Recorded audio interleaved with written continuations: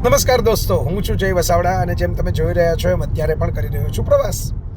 આમ જ પ્રવાસ કરતાં કરતાં 25મી ફેબ્રુઆરીની સાંજે 7 થી 10 દરમિયાન આવી રહ્યો છું પાલનપુર.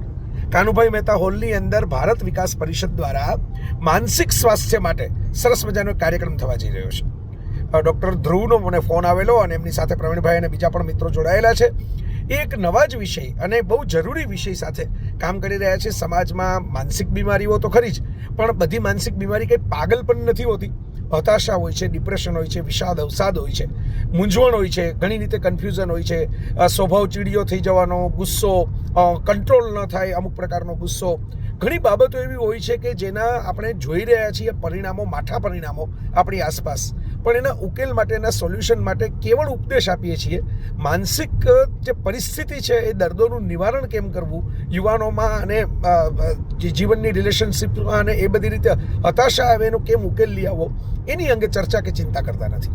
તો આવો એક અભિનવ અને બહુ જ અગત્યનો પ્રયોગ પાલનપુરમાં થવાનો છે અને માનસિક સ્વાસ્થ્ય જાગૃતિ માટેના કાર્યક્રમમાં હું પણ પહોંચી જવાનો છું 7 થી 10 કાનુભાઈ મહેતા હોલ અને પાલનપુરની અંદર 25મી ફેબ્રુઆરીએ સાંજે આપણે બધા મળીએ છીએ રવિવારે.